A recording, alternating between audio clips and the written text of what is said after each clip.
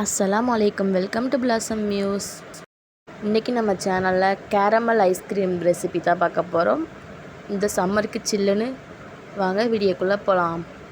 அதுக்கு நம்ம சுகரை ஃபஸ்ட்டு கேரமலைஸ் பண்ணிக்கணும். அதுக்கு ஒரு சாஸ் பேனில் 1/2 கப் சுகரை நம்ம போட்டு கேரமலைஸ் பண்ணிக்கலாம். தண்ணி ஆட் பண்ண தேவையில்லை, சுகர் மட்டும் போதும். கேரமலைஸ் பண்ணிக்கலாம்.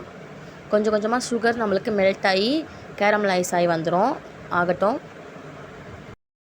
இப்போ நம்மளுக்கு சுகர் ஃபுல்லாக கேரமலைஸ் ஆகி கலர் சேஞ்ச் ஆகி வந்துடுச்சு. நம்ம கசக்க விட்டுறக்கூடாது. கேரமலைஸ் ஆனதுக்கப்புறம் 1/2 லிட்டர் அளவுக்கு நான் திக் க்ரீம் மில்க் ஆட் பண்ணியிருக்கேன். தண்ணி ஆட் பண்ண வேணாம் பாலுக்கு, நம்மளுக்கு 1/2 லிட்டர் பால் போதும். இப்போ நம்ம அடியில் இருக்கிற கேரமலைஸ் பண்ணதும் மில்க்கும் ஒன்றாகிற மாதிரி நம்ம விஸ்க் வச்சு நல்லா மிக்ஸ் பண்ணி விட்டுடணும். கேரமலைஸ்லாம் அடியில் உள்ளதெல்லாம் கரைஞ்சி வந்துடணும். இப்போ நம்ம இதை கொதி விட்டு எடுத்துக்கலாம். ஒரு கொதி விட்டு இப்போ ஒரு பவுலில் 2 டீஸ்பூன் அளவுக்கு கார்ன்ஃப்ளவர் எடுத்திருக்கேன்.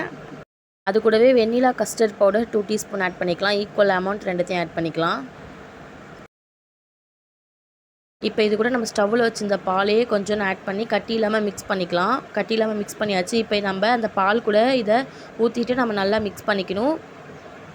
ஊற்றின கிளிப்ஸ் மிஸ் ஆகிடுச்சு. இப்போ நம்ம அது ஊற்றுனதுக்கப்புறம் பால் திக்னஸ் ஆகிட்டே இருக்கும். நம்ம அப்பப்போ கிண்டி விட்டுகிட்டே இருக்கணும். இப்போ நம்ம ஒரு கொதி வர வச்சுக்கலாம். ஃபஸ்ட்டு ஒரு கொதி வந்துடுச்சு. இப்போ இது கூட நம்ம தேவையான அளவுக்கு சுகர் ஆட் பண்ணிக்கணும். நம்ம கேரமலைஸ் பண்ணியிருக்கோம். அந்த சுகர் நம்மளுக்கு பத்தாது. செக் பண்ணி பார்த்துட்டு நம்மளுக்கு எவ்வளோ சுகர் வேணுமோ அதை ஆட் பண்ணிக்கலாம். நான் 1 டேபிள் ஸ்பூன் ஆட் பண்ணிக்கிட்டேன் சுகர். இப்போ சுகர் நம்மளுக்கு நல்லா இதில் கரைஞ்சி வந்ததுக்கப்புறம் நம்ம ஸ்டவ் ஆஃப் பண்ணிவிட்டு இதை நம்ம நல்லா ஆற விட்டுடலாம். இப்போ இது நல்லா ஆறுனதுக்கப்புறம் ஒரு மிக்சர் ஜாரில் போட்டு நம்ம கிரைண்ட் பண்ணி எடுத்துக்கலாம். இப்போ கிரைண்ட் பண்ணியாச்சு. இப்போ நான் ஒரு பாக்ஸில் ஊற்றி வச்சுக்கிறேன், ஏர் டைட்டான பாக்ஸில். இப்போ இதை நம்ம நல்லா க்ளோஸ் பண்ணிவிட்டு ஃப்ரீசரில் 5 மணி நேரம் வச்சு நம்ம எடுக்கலாம். 5 மணி நேரத்துக்கு அப்புறம் நம்ம அதை எடுத்து திரும்பவும் நம்ம மிக்சர் ஜாரில் போட்டு கிரைண்ட் பண்ணி எடுத்துக்கலாம்.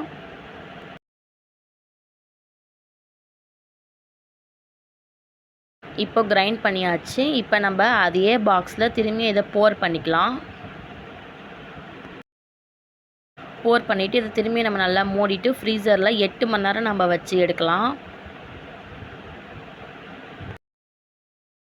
இப்போது 8 மணி நேரம் கழித்து நம்மளோட ஐஸ்கிரீம் எப்படி வந்திருக்குன்னு பார்க்கலாம் வாங்க. இப்போது 8 மணி நேரம் கழித்து நம்மளோட ஐஸ்கிரீம் எடுத்தாச்சு வெளியில் ஃப்ரீசர்லேருந்து. இப்போது ஐஸ்கிரீம் எடுக்கிறதுக்கு நான் இந்த மாதிரி ஒரு குழி கரண்டி எடுத்திருக்கேன். அதை வாஷ் பண்ணிவிட்டு நம்ம ஐஸ்கிரீம் ரெகுலராக எப்போ எடுக்கிற மாதிரி எடுக்கலாம். பாருங்கள், சூப்பராக நம்மளுக்கு கடையில் வாங்குகிற ஐஸ்கிரீம் நம்மளுக்கு எடுத்தால் வரா மாதிரியே வருது பாருங்கள். இப்போ இதை ஒரு பவுலுக்கு ட்ரான்ஸ்ஃபர் பண்ணிக்கலாம். பாருங்கள் எவ்வளோ சூப்பராக வருதுன்ட்டு.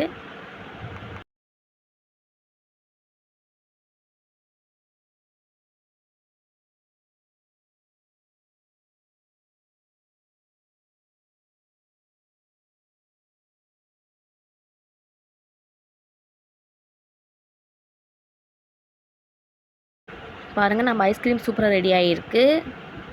இதை உங்கள் வீட்டில் ட்ரை பண்ணி பாருங்கள்.